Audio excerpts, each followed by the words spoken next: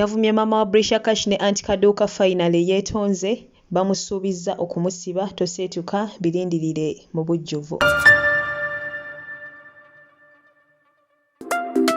Asuze mutya mikwano gyange musibye mutya kansuubire nti no muli bulungi mujje baleke ejo gyonna gye mutuusaako engalo mbagala nnyo mbagayira ddala mwebale butako wakuntegeranga matu nange newayo butereevu okubeera nga ate mbaweereza basaseeko mwe mwenna bayita mu bizibu eby'enjawulo bambi mbasanyukirako mwe mwenna abatuuse ku buwanguzi mwe abakuziza amazaalibwa olunaku olwaleero mikwano gyange mbagaliza amazaalibwa amalungi ag'essanyu mbagaliza buwanguzi mbagaliza buwangazi mu bulamu obw'ensi eno so nga ate mmwe abafiiriddwako abantu bammwe bambi nsaba emyoyo gy'abagenzi Katonda muze mirembe hajiramuze kisabwa atyo agumye emitima abako abenganda sakate n'abemikwano manya enzo mumbeja Aisha Nasolo buterevu go yakaneyungako essawa eno yenyini nyongera okujukiza tiwanofunawo updates nga ge mawulire agagenda maaso mu ggwanga lyattu Uganda kwa celebrities baffe bonna abawano sakate n'abo abali wabweru w'eggwanga munaku ezimu tubeera wano of course tukubaganya ebirowoozo ku nsonga ez'enjawulo kale bambi ngenda kusaba kintu kimu subscribe nga teekako akadde buterevu tojja kwejjusa era ng'ensonga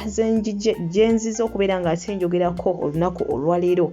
munange ye mwana muwala ono Donna Asia abadde yeefudde ekirala mu kugenda mu maaso n'okubeera nga ate avuma buli omu mwana muwala ono yeefudde ekirala bw'atyo yasooka n'avaayo n'avuma maama wamu na bubi nnyo n'amuteeka wali zabadde teziri busa era bw'atyo n'avaayo n'awalampa ate maama wa Brisher Kash buli avaayo bw'atyo n'amugambako era agenda mu maaso n'okubeera nga ate amuwalampa kati nera twabadde tukyali awo era n'avaayo n'awalampa ne maama wa anti Kaduuka n'amuvuma bubi nnyo ebisongovu era ye anti Kaduuka bw'atyo yavuddeyo nga ngenda okubeera nga ate nkulekerawo vidiyo yawo nga ye amusuubiza nti newe giriba mu myaka 10 nga akomyewo mu Uganda ateekwa okubeera nga ate akola ki amugulako omusango era we batyo ne bamusiba omukyalo ono wabula nga ate wetukeeredde olunaku olwaleero omukyalo ono munnange avuddeyo ndowooza nga amampaati gamuwedde bw'atyo n'asalawo okubeera nga ate akola ki yeetondera maama wa Brisher Kash tetumanyi oba banaamusonyiwa oba ne vidiyo enaamutuukako wabula nga ye avuddeyo bw'atyo n'agenda maaso n'okubeera nga ate alaga okwetonda kwe eri maama wa Brisher Kash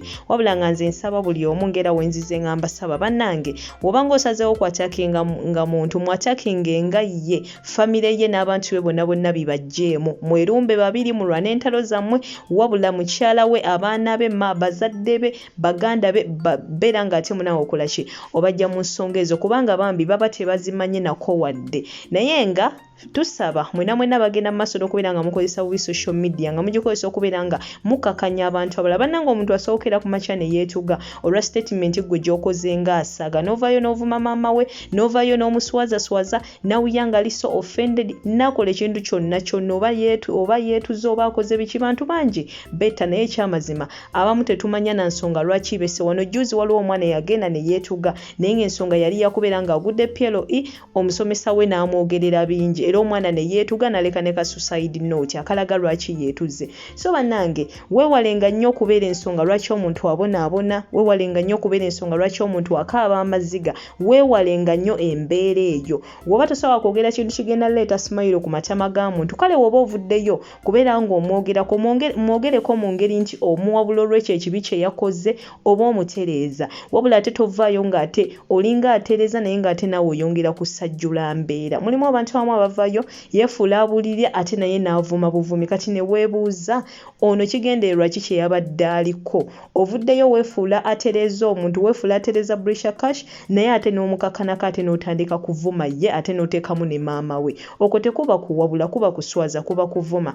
vaayo omuntu ng'akoze ensobi mubuulirire kubanga tukkiriza nti abantu abamu abavaayo okuwabula abalala olumu oyinza n'okwesanga bambi omusinga ne ku myaka so mubuulirire ng'era abuulirira omuntu wabula ate tovuma nga gwe weerimbise mu ky'okubeera ng'obuulirira embeera eyo mikwano gyange si nnungi n'akamu n'akeddagala ngenda kulekerako vidiyo eno gw'akyagiraba nga mwana muwala ono bw'ati agenda mu maaso n'okubeera nga ate atakinga maama wa Brisher Kash then oluvannyuma nkuteereko vidiyo endala nga yeetonda then nkuteereko ne vidiyo egenda osembayo nga bw'atyo anti Kaduuka ye amusuubiza okubeera nga ate munange agenda kubeera nga amugulako omusango gwe wenna ampuliriza bambi nsaba olondemu ebikugasa wabula ebitakugasa mukwano gwange bireke wabbali engombo yaffe wano eri nti eat the meat and throw the bones kale no bwentyo video yonna gye mba nkoze tebayiyo wabula golondamu ebikugasa ebitakugasa mukwano gwange n'obireka wabbali ngenda kuba nkusibula essaawa eno yennyini naye nga tetoseetuka kubanga ate ekyamazima komawo n'amawulire amala mangi nnyo mangi ddala kyagenda okusaba kiri kimu subscribinga teekako akadde likinga video eno woba ogyagadde gisharinge woba ogyagadde goodbye for now naye nga ate toseetuka kati kambuzeeko ng'omusiru bw'oba otunuulira lifestyle ya Brisher Kash alina ekirooto ekyokukyusa obulamu bwa maama we ye nga feeling agijjeewa nga yakulira mu mwala ffe abamu twagala bakadde baffe kubanga however poor they were beebakanga naffe ffe bamama baffe baatubiikanga gomesi zaabwe ate baalinga bagumiikiriza ate tukuze tubalaba na bakitaaffe naye kati Brisher wakuze n'atuuka abasajja be yakalaba ne maama we tobala kati ajawa feeling like seriously ayawo kyana kya malaya banange muleme nnyo kutusibako Brisher Kash ekintu kiri kimu mukubirize maama we amuzaala amusabire ateeka omwana we mu ddwa atuze omwana we wansi otherwise yayonoona omwana we kubanga maama talina kiddako era n'omwana talina kiddako. Assalamu alaikum wa rahmatullahi wa barakatuh. By names of Don Asia here on TikTok. On behalf of my family, my husband, my beautiful daughter, my beautiful mother and siblings, my friends and fans, I'm here to apologize to Mommy Brisher. Mommy, I'm so sorry for all that I talked about you. I'm your daughter as well.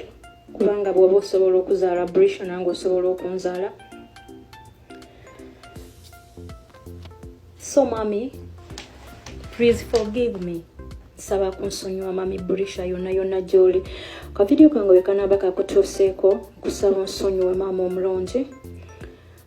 Nabadde ngezaako okuwaabula muto wange Brisher Kash. Mami nenseerera nenkwogerako ebigambo ebitali bituufu naye nga nkusaba onsonyiwe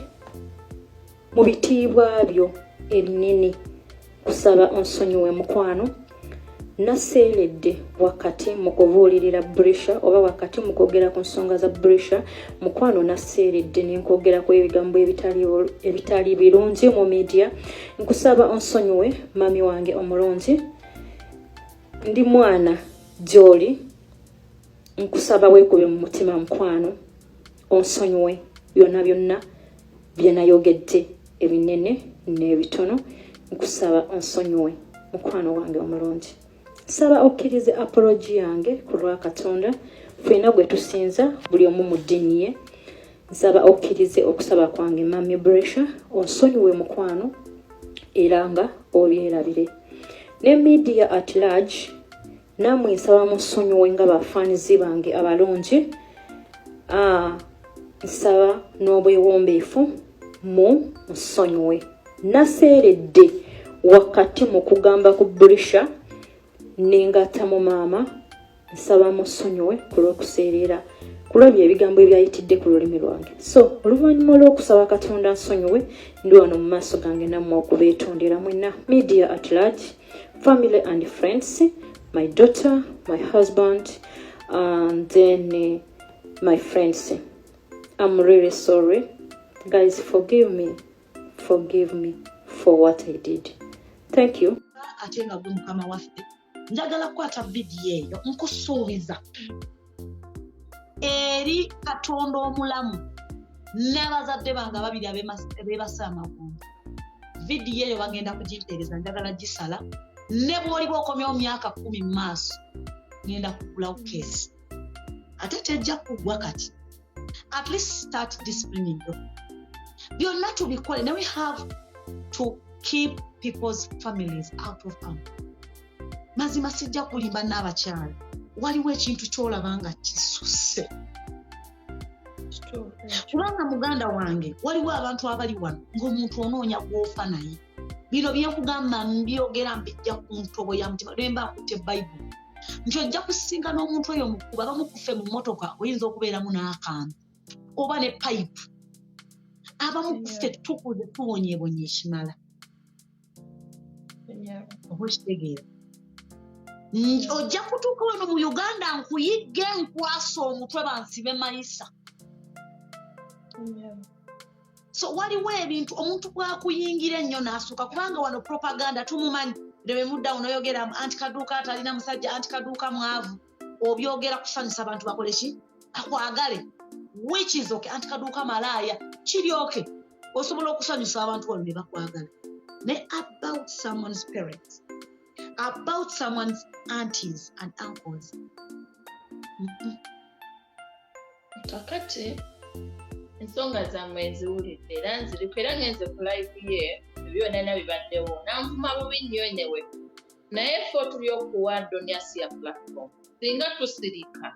ku live nno olaba abaana bali wano byabadde ku live ya Donias bano abaana bazibu era bibeera mu comment section nsabula mugume kola boodi nze mbadde mbasaba Donias muli ajja kaka nze Donias nange yali ankumyeko nangira bwati naye ng'ate nangira bwati buzaba abaana ekiriwo kati n'abakyala gwayonoonye omuntu toyogera linnya kubanga wano abavumi baawo bangi nze nno soogera kuomu njogera ku bantu nga mukaaga njogera ku bantu nga kubanga wano waliwo abeeyita abavumi baawo maama wange n'abakyala nze nkuvuma nze bwe mba ntandise kuvuma nkuvuma ne mma nayo n'otula mu kalabirwamu wansi n'ogiceekinga olaba obamu eri ekyawera naye sirina nsonga I'm not paid for that naye nga amazima ga Katonda mu ggulu ndi muvumi so nze talina waayinza kunnenkana kakibe kijanjaalo kyange kubanga nze mutwala kuba mwana muto oba okitegeera ndabika ng'omukulu